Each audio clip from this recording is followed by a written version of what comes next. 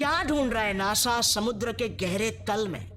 Yes, समुद्र की सतह से 10 किलोमीटर नीचे गहरे पानी में ऐसा कौन सा राज मौजूद है जिसे नासा डेस्परेटली खोज निकालना चाहता है?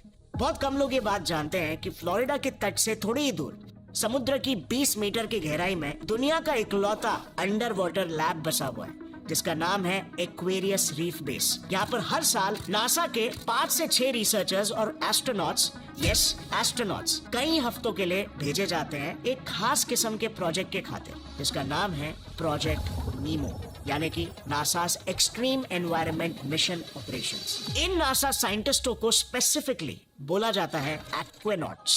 सिर्फ यही नहीं, नासा की एक ऑटोनोमस अंडर वाटर व्हीकल है जिसका नाम है ऑर्फियस।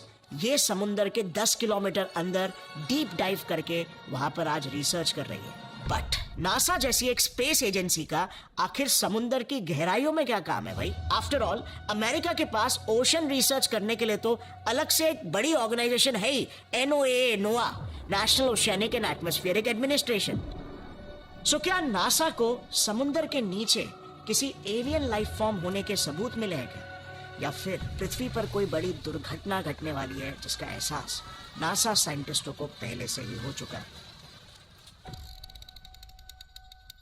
एक फेमस जियोफिजिसिस्ट एडवर्ड बुलर्ड ने एक बार एक बहुत ही इंटरेस्टिंग बात बोली थी। पृथ्वी का 2/3 हिस्सा महासागरों के पानी से भरा हुआ है, लेकिन आज भी हम चांद और मार्स की सतह के एक एक नक्शे और उसके वातावरण के बारे में हमारे समुद्रों से ज्यादा जानते हैं, विच बेसिकली मीन समुद्र के तल तक पहुंचना और वहां पर जाके रिसर्च करना इतना डिफिकल्ट है। और ये जानते हुए भी नासा ने अपने इस यूनिक समुद्री मिशन के लिए अपने ऊपर अगले 2 महीनों का डेडलाइन रख दिया है। सो ऐसा क्या होने वाला है जिस वजह से 2 महीनों का डेडलाइन नासा वालों को रखना पड़ गया? चलिए समझते हैं क्या एग्जैक्टली चल रहा है नासा साइंटिस्टों के दिमाग में और क्या हमें इस बात की टेंशन लेनी चाहिए। देखो, आज ही के दौर में ना नासा एक बहुत ही खतरनाक मिशन प्लान कर रहा है। एक ऐसा मिशन जिसके लिए मैं पर्सनली 6 सालों से वेट कर रहा था। ये देख रहे हो, पानी में रहने वाले सभी जानवरों की स्पीशीज में से 90% ऑर्गेनिजम्स सब इस सनलाइट जोन में रहते हैं। पता है ऐसा क्यों है? इतने बड़े ओशन में से इतना छोटा सा हिस्सा सबसे ज्यादा पॉपुलेटेड क्यों है? वेल, इसका मेन रीजन ये है कि जैसे जैसे आप पानी की गहराई में जाते चले जाते हो, प्रेशर उतना ज्यादा बढ़ने लगता है। हर 10 मीटर गहरा जाने पर वाटर प्रेशर एक एटमॉस्फेयर से बढ़ता है। एक एटमॉस्फेरिक प्रेशर यानी कि जो प्रेशर हमारा बॉडी नॉर्मली जमीन में फील करता है, या कह सकते हैं पृथ्वी के एटमॉस्फेयर में फील करता है। आपको याद है वो टाइटन सबमर्सिबल का किस्सा? वो सबमरीन सी लेवल से 3.5 किलोमीटर अंदर थी जब वो इम्प्लोड हो गई थी और अंदर बैठे लोग 1 मिलीसेकंड के अंदर ही पूरी तरीके से लिटरली वेपराइज हो गए थे, एकदम इंस्टेंटली। उन्हें दर्द भी महसूस नहीं हुआ होगा क्योंकि ब्रेन को ही पेन सेंसेशन फील करने के लिए कम से कम 25 मिली सेकेंड्स का समय लग जाता है। इससे पहले कि वो लोग कुछ महसूस भी कर पाते, सब कुछ एक झटके में ही नष्ट हो गया। मगर इस गहराई, जिस गहराई में टाइटन इम्प्लोड हुआ था, उससे भी और 3 गुना ज्यादा नीचे नासा जा रही है, क्योंकि नासा बहुत ही जल्द एक बड़े लेवल का एलियन एक्सप्लोरेशन मिशन प्लान कर रही है, वो भी हमारे ही सोलर सिस्टम के एक ऐसे स्पेस ऑब्जेक्ट में जहां पर हमें एलियन लाइफ मौजूद होने के संकेत मिले। बस वहां पर जाकर हमें कंफर्म करके आना है। अब वो कौन सा मिशन है और हमारे ही सोलर सिस्टम में एग्जैक्टली नासा एलियंस को कहां पे ढूंढने वाली है, क्या आपको ये चीज पता है? वेल, इसके बारे में हम कुछ ही देर में जानेंगे, लेकिन इससे पहले फर्स्ट थिंग्स फर्स्ट, समझते हैं कि एक एलियन मिशन का पृथ्वी के गहरे समुद्र से क्या लेना देना हो सकता है। वेल, आपको तो पता ही है कि पृथ्वी में लाइफ की शुरुआत गहरे समुद्र में ही हुई थी और यही फैक्ट नासा के लिए एक बड़ा प्रूफ ऑफ कॉन्सेप्ट है। दरअसल नासा साइंटिस्ट के अनुसार देयर आर 3 बेसिक क्राइटेरियाज जिससे हम जैसी लाइफ का जन्म होता है किसी भी एनवायरनमेंट में।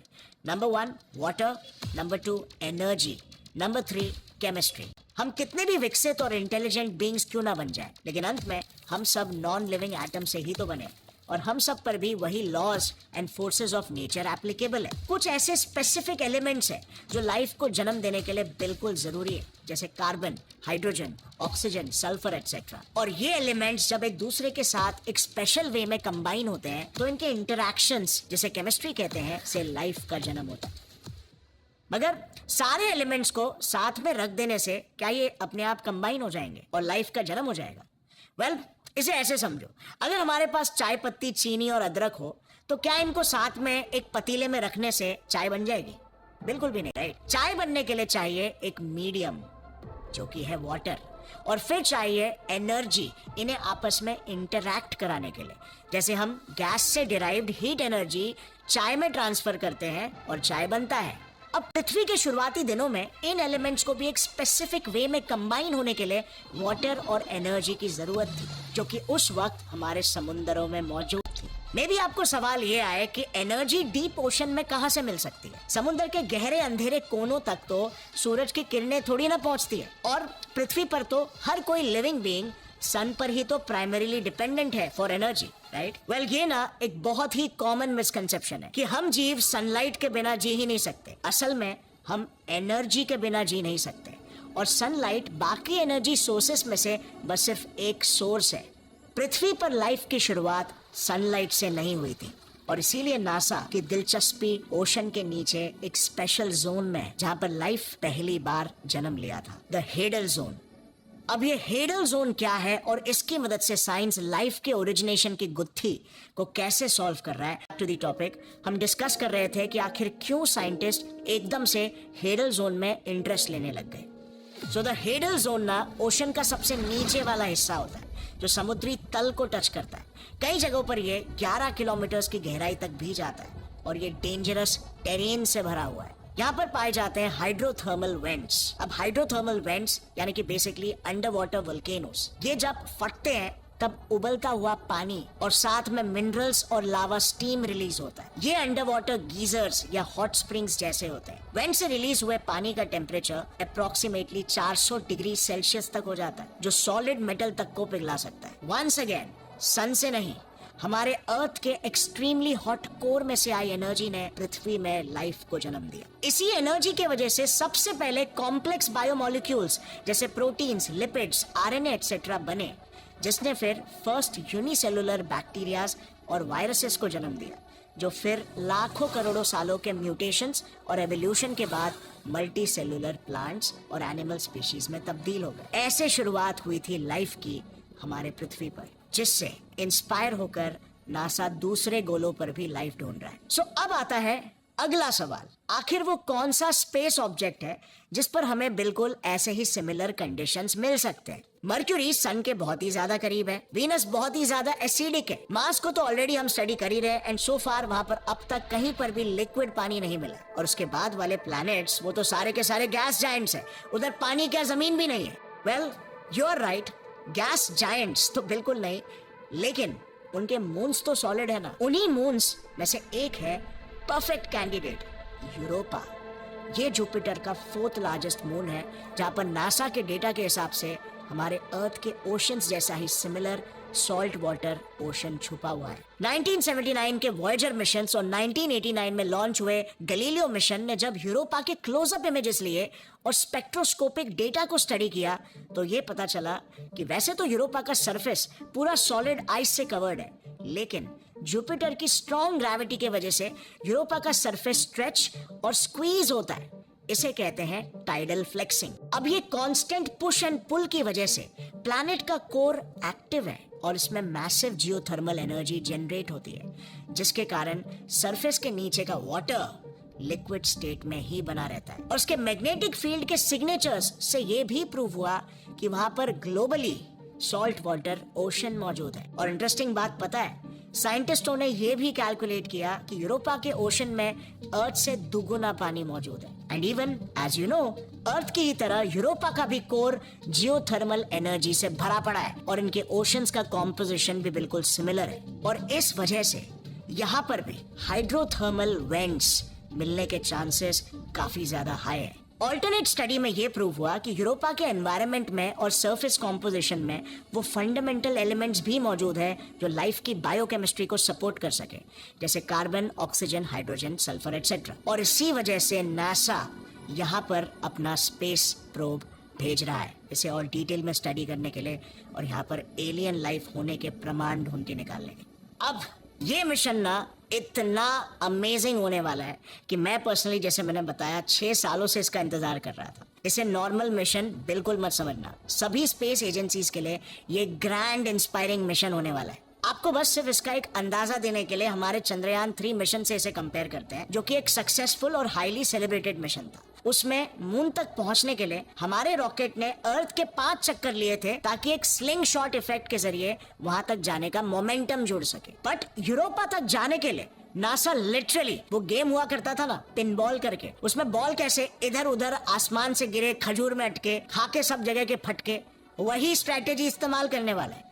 दिमाग फाड़ कैलकुलेशंस होने वाले हैं। जुपिटर के मून यूरोपा का डिस्टेंस चंद्रयान 3 लूनर मिशन से ऑलमोस्ट 1600 गुना ज्यादा है। स्केल के लिए जस्ट इमेजिन करो कि मून आपकी बगल वाली बिल्डिंग में है, तो यूरोपा का डिस्टेंस अप्रोक्सीमेटली मुंबई से ऑल द वे दिल्ली तक का ट्रैवल होगा। और इस सफर में बड़े बड़े गैस जायंट्स की तगड़ी ग्रेविटी, उनके सैकड़ों मून्स का ग्रेविटेशनल इंटरफेरेंस, एस्ट्रॉइड बेल्ट जिसमें लाखों स्पेस ऑब्जेक्ट्स हैं, उनसे और उनकी ग्रेविटेशनल इन्फ्लुएंसेस से बचते हुए जाना, एंड नॉट टू फॉरगेट सन की ग्रेविटी और सोलर विंड्स। ये सुपर कॉम्प्लिकेटेड मिशन होने वाला है। बोलना क्या, आपको इसकी एक झलक ही दिखा देता हूँ। सो देखो, यूरोपा मिशन का फर्स्ट फेज है Europa clipper satellite. Expected timeline ये है कि यूरोपा क्लिपर बस 2 महीनों के अंदर अक्टूबर 2024 को अर्थ से लॉन्च होगा, और फिर वो मार्स पहुंचकर उसका स्लिंग शॉट लेकर एक बूमरैंग जैसे अर्थ की तरफ वापस आएगा।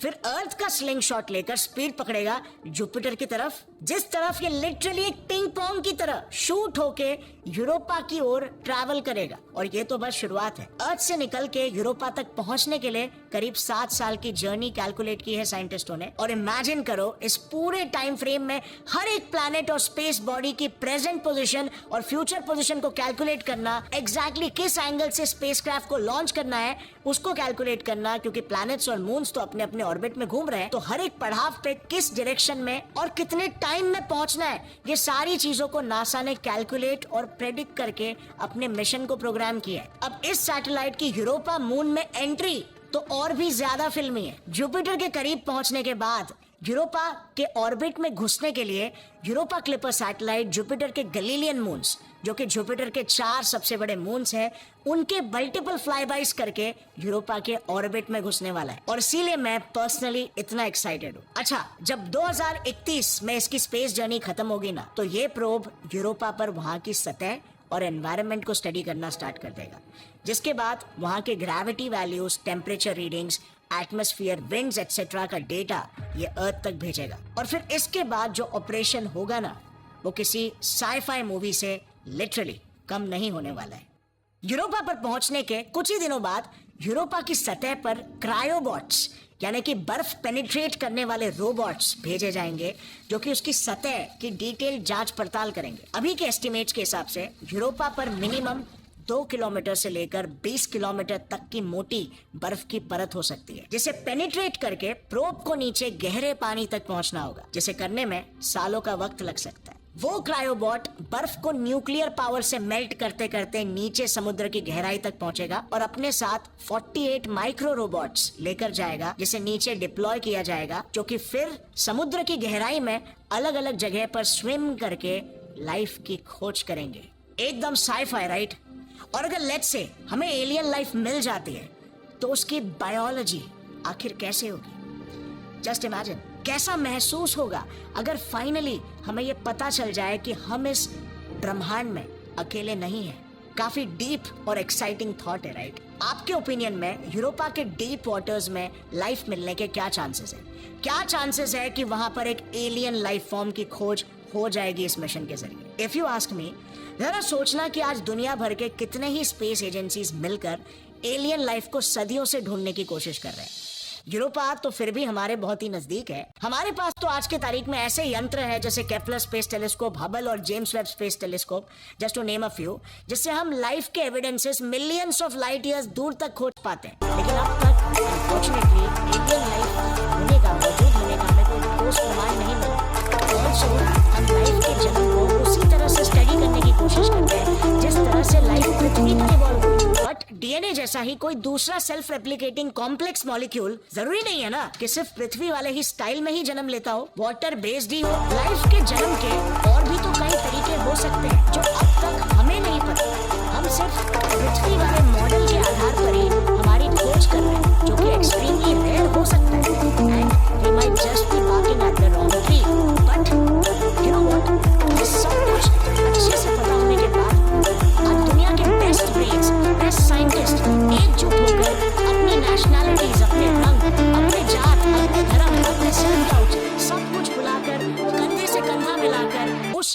1% चांस को सक्सेस में बदलने के लिए जुटे हुए हैं। And this is the beauty of humanity. ये है इंसानियत एट इट्स वेरी कोर, जिसने हमें दुनिया की सबसे आधुनिक सभ्यता बनाई। It is just pure curiosity. और हम ये बात अच्छे से जानते हैं कि इवन अगर हम फेल भी हो जाए, लेकिन ऐसे अनबिलीवेबल मिशंस इंसानी पोटेंशियल का बेस्ट बाहर निकालते हैं। हम इंसानों में बहुत ज्यादा पोटेंशियल जरूर है, लेकिन वो बेस्ट पोटेंशियल बाहर निकालना कोई आसान काम नहीं। ऐसे क्यूरियोसिटी ड्रिवन रेवोल्यूशनरी मिशंस हमें वो वजूद, वो मीनिंग देते हैं जो हमें आगे ढकेलते रहता है और सभ्यता को बेहतर बनाता है।